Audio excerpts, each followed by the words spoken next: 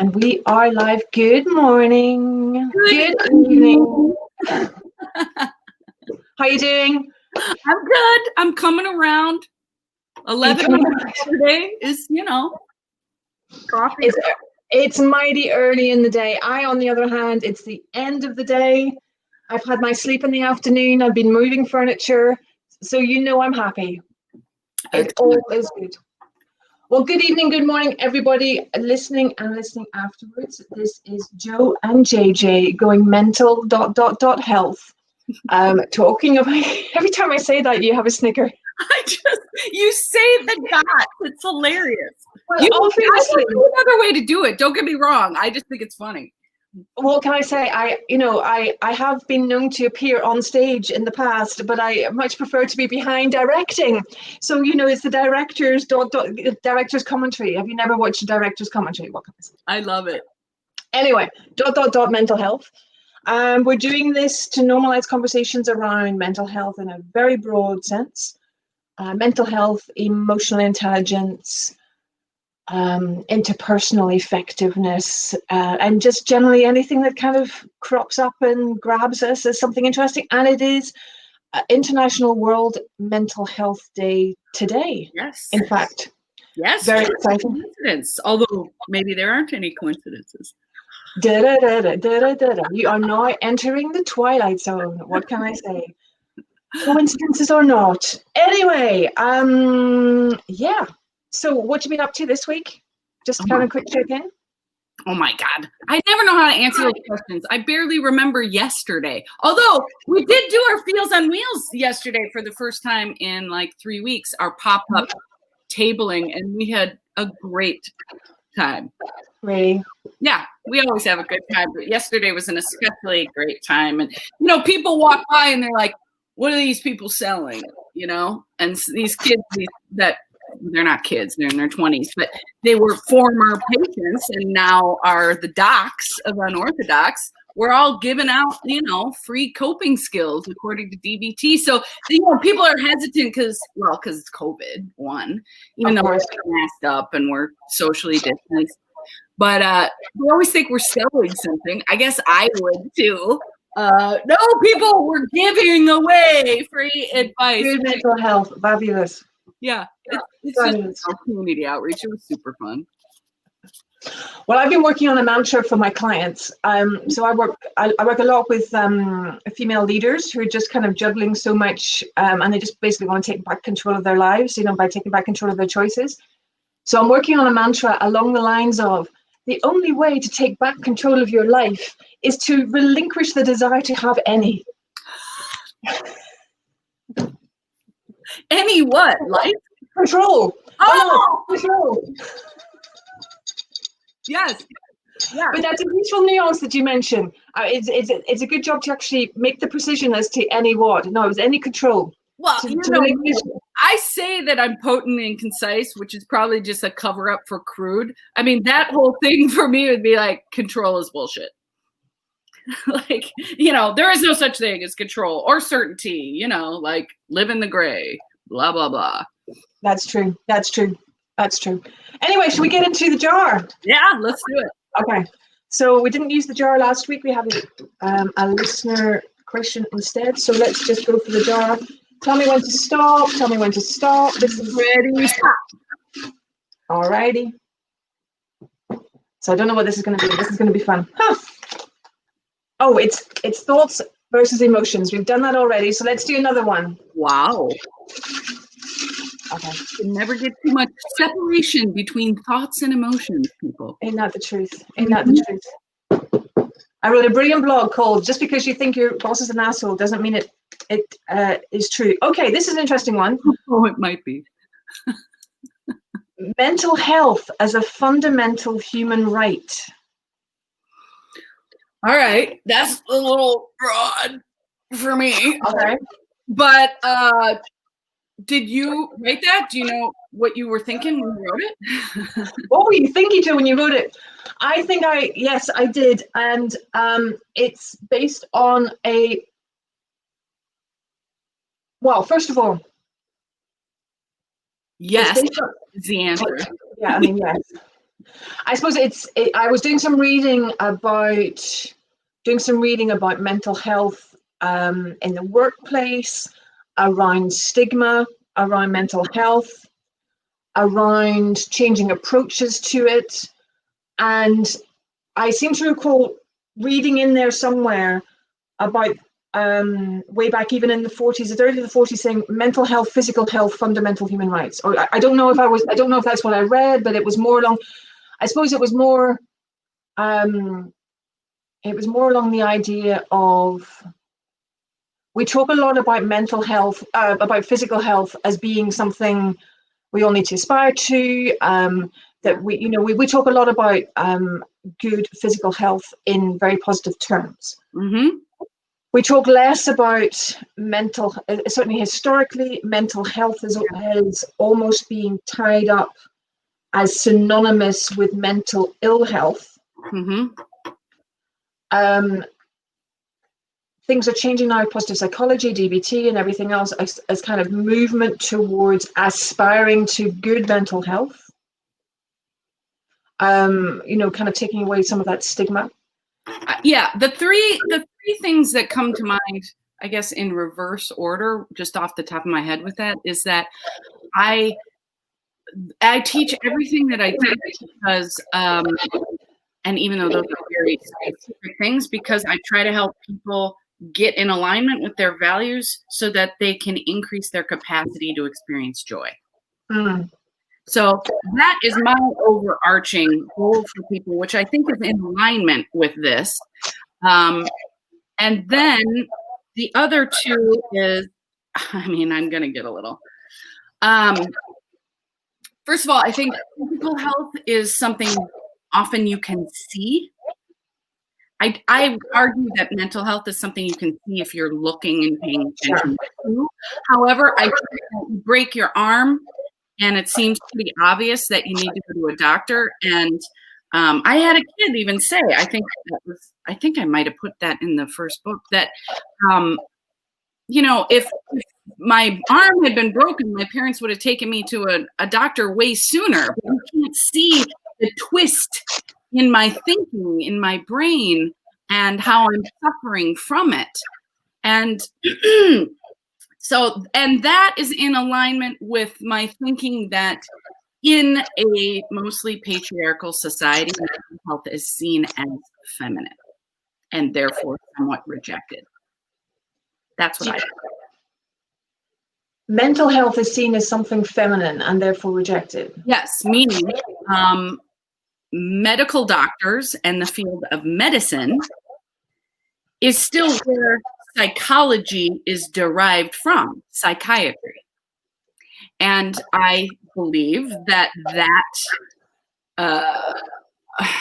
patriarchal model has very much trickled down into psychology, regardless of the fact that there are more women in psychology than men, and more men. I mean, I don't know the actual stats, but in general, that's to talk about it. And it shows. In what way? You're going to get me in trouble. Don't answer what you don't want to answer, I mean, in what way? A lot of times psychiatrists don't listen to their patients or to psychiatrists. I think in general, medical doctors think that we choose a doctorate in clinical psychology because we couldn't hack med school.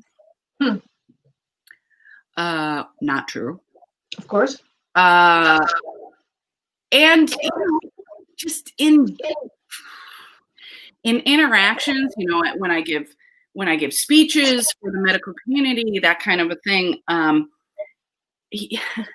can guess what kind of degree the dudes in the front row that raise their hand just to tell me shit about their lives instead of actually ask a question about what I'm lecturing on, I could tell you what their degree is. I can guess. And they all sit up front and they all pretend to ask questions, but they really want to school me and the rest of them on how much you know. I mean, come on.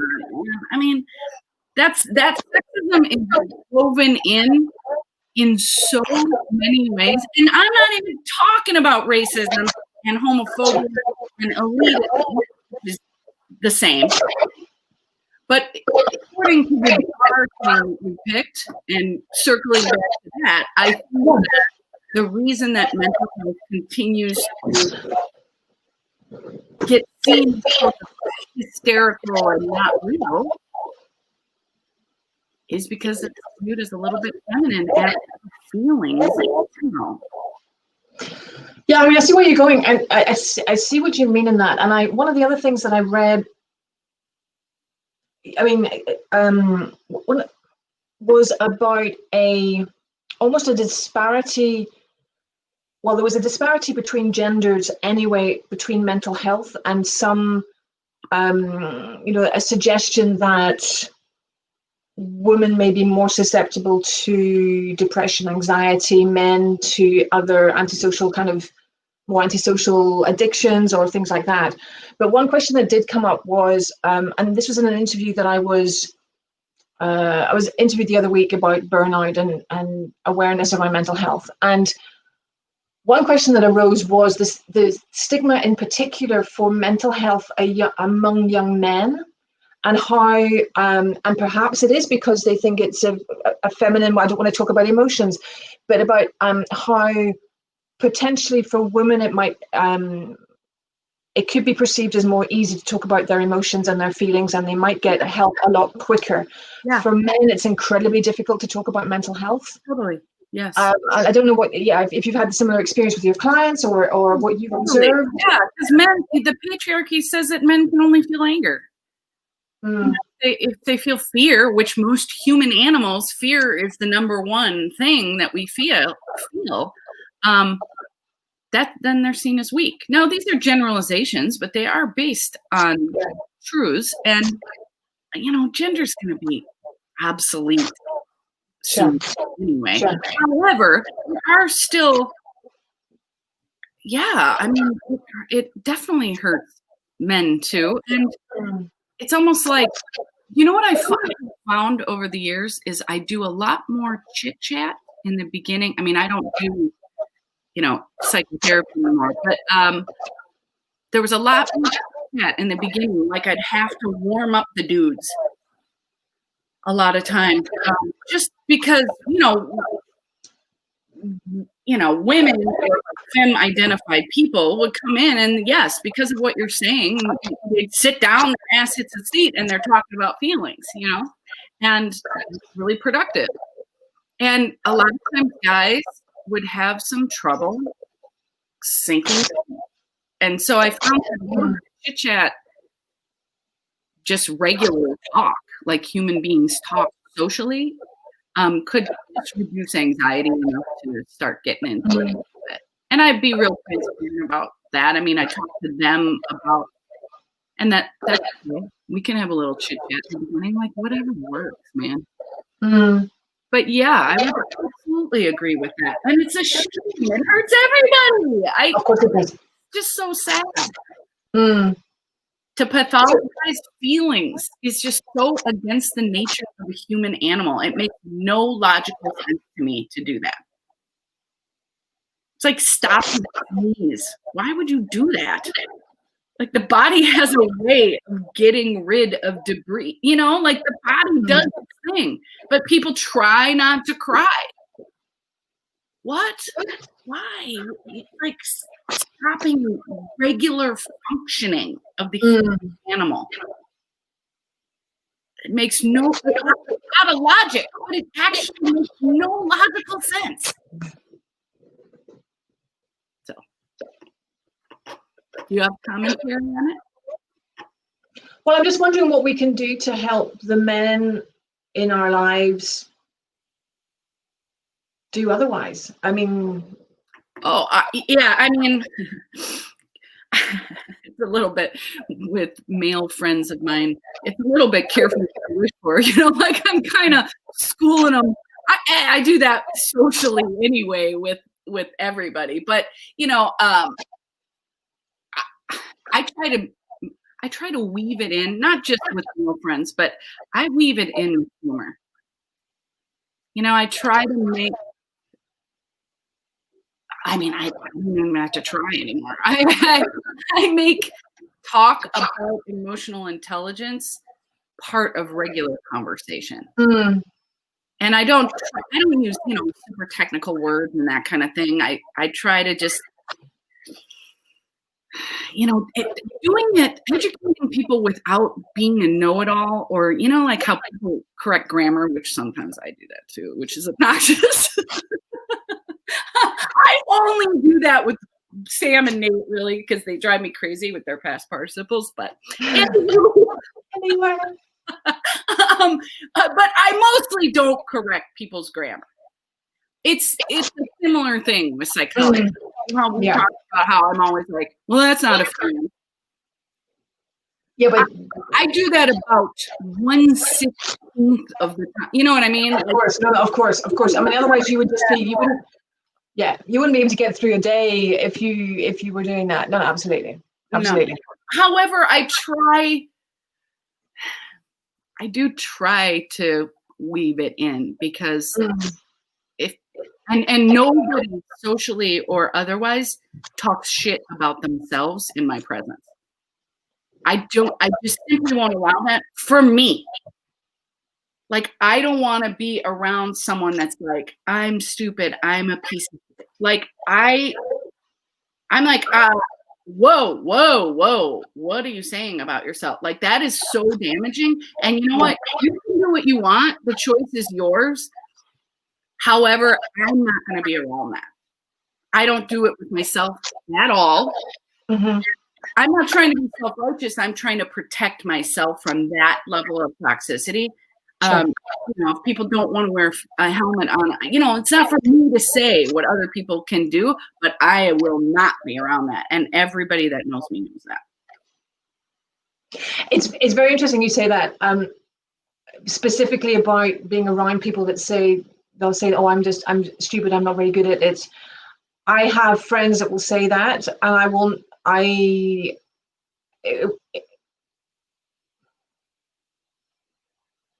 not saying that I will accept it and not feel, but at the same time, I wouldn't ever say, I don't know. It was almost like I wouldn't necessarily feel at my place to say, well, no, you're not stupid.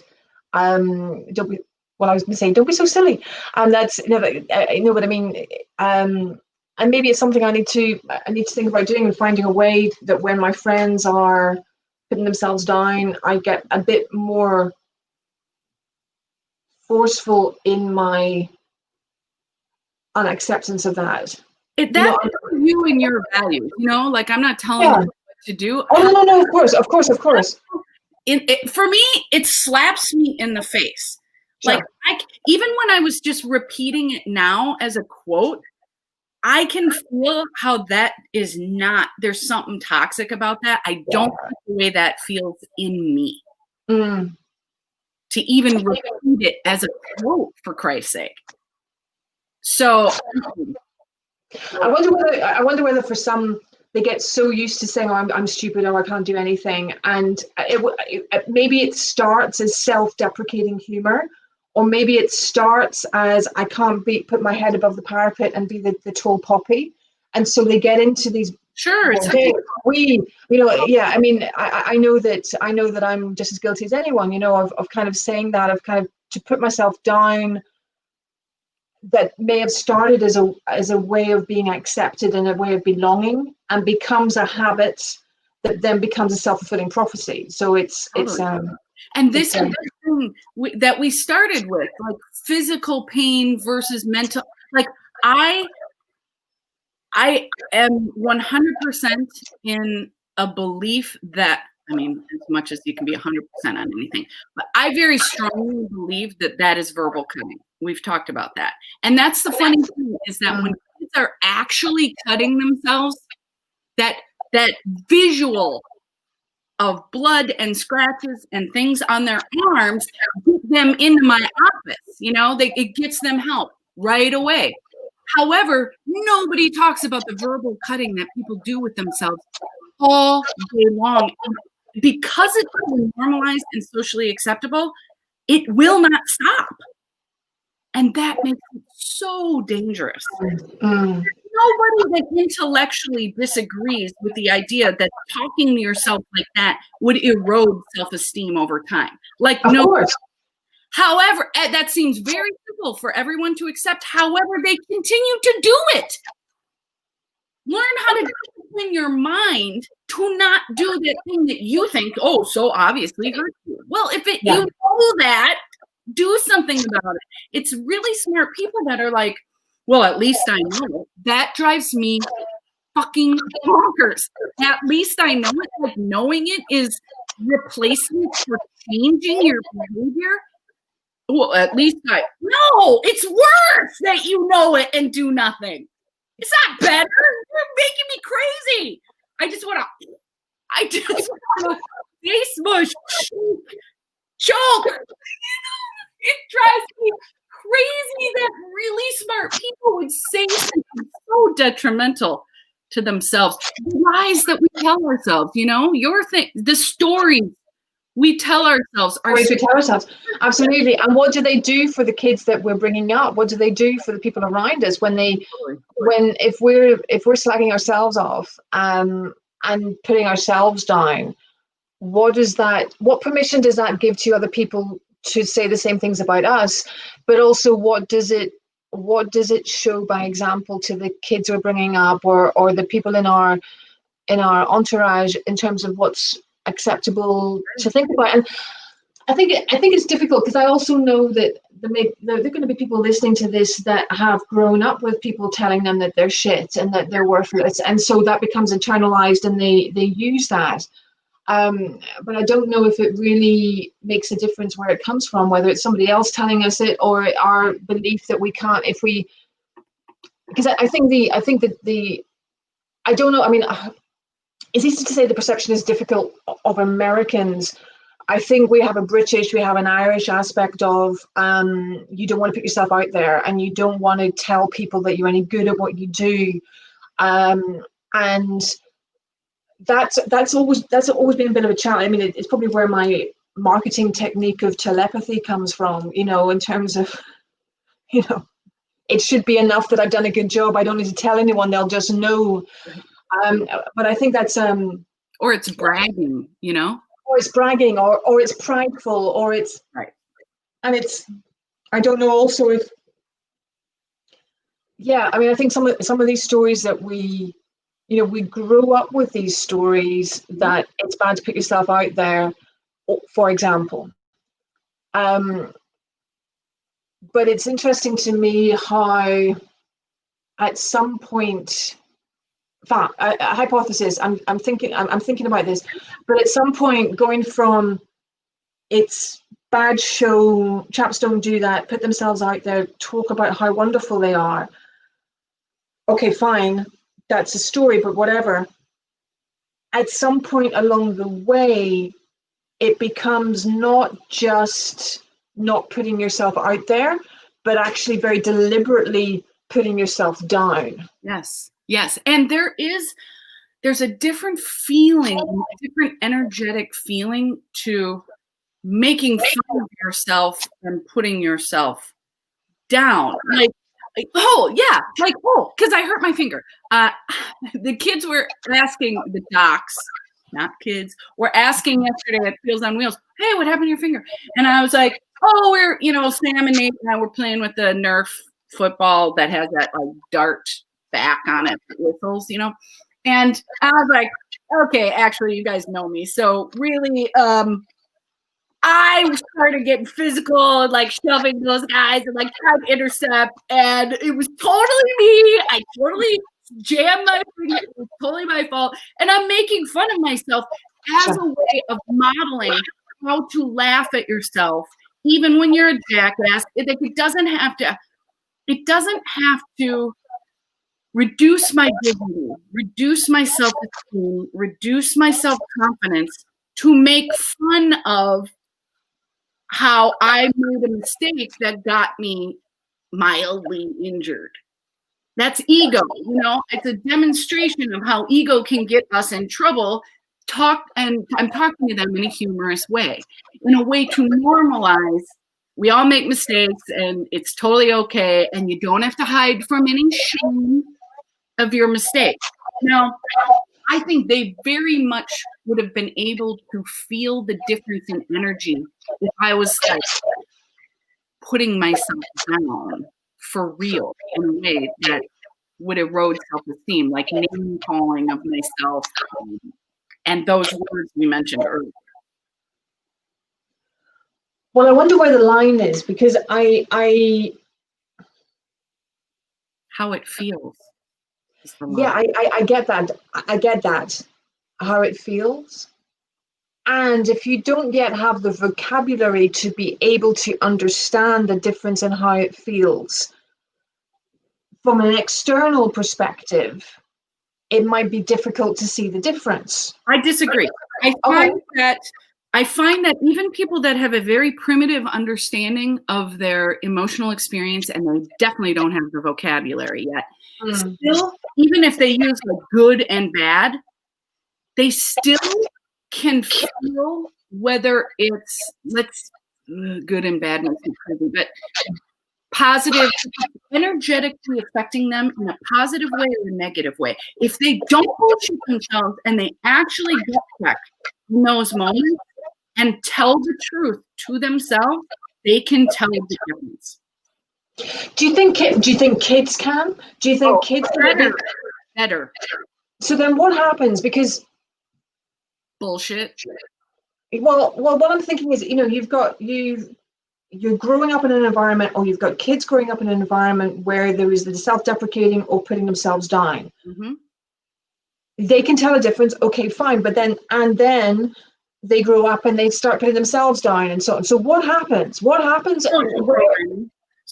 Unconscious social programming, the repetition with anybody, particularly in adults in their lives, any sort of repetition is going to create neural pathways. And those neural pathways end up being habitual behaviors that go unchecked until a crisis when they're young, or a crisis when they're older. Burnout, depression, anxiety attack, usually a crisis is when they get some sort of help on that, which I would very much like to change and make emotional intelligence skills preventative.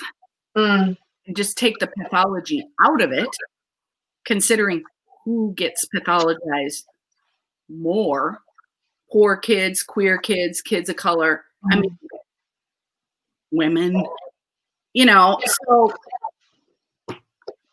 yeah, I can get pretty soapboxy about that. So I'm just going to cut myself off.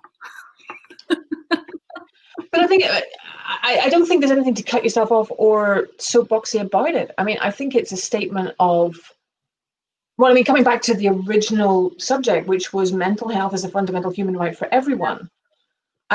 You've just identified the fact that there are certain groups of people, or minority groups, or social classes of groups for whom life is tougher and they're not getting access to this. Yeah, so it's more expensive too. And it's more expensive. And so to have it as a preventative aspect, to have it freely available to everyone, to have the skills in the schools, and then later, in further education or wherever else. But for me, there's nothing so boxy about it. I think it's a statement that comes back to the fundamental right of every human being to have access. To have a good mental health and have access to help them with that. I mean, I think that's you saying that. I'm very passionate about this, as you know. And as my social media presence increases, from nothing to totally private. Now people can see my house and shit. It's mind blowing. That sorry, honey. No, thank you. I mean, I had to do it. It's uncomfortable, but it makes me anxious and fearful. And annoyed sometimes. However, I am very, very passionate about this, and I am constantly considering between, I I would like to invite people to learn more always. And I'm sometimes hyper aware of the fact that my passion gets like, and I'd hate to turn anybody off from the idea of preventative emotional intelligence skills training. I mean, it's so important and it changes people's lives so immediately. And it will heal the world. So we better get.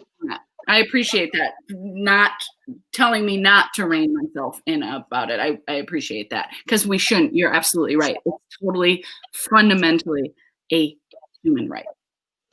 And I think the difficulty is, so long as we don't talk about it, so long as we are scared of talking about it because we make a link between the subject of mental health and the subject of bad mental health.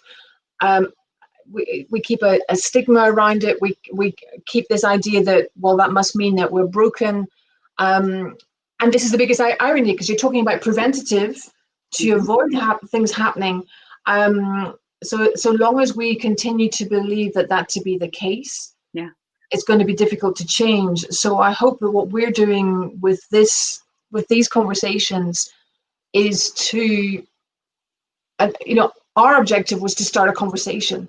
I mean, we started talking about mental health. We ended up talking about all sorts of other things around that. I think it's about starting a conversation that people can then take and maybe talk to their housemates or their other half or their family or whatever else. I mean, that's the point. We're here to normalize these conversations so everyone else can too. Totally. Because it's about dignity and joy and a playful life and humor and self-confidence. These things don't have to have all these other names that somebody in the book said, it doesn't have to be pathologized like that. It's all about the joy. And on that note, all about the joy, good mental health, it's all about the joy and an increased capacity to experience that joy in our lives. Well, we're going to end it for today. Thank you to those who have been listening, those who are listening afterwards. We will say good night, good afternoon, and good morning, and we'll see you next week. So thank you, everyone. Thank you. Bye-bye now. Bye.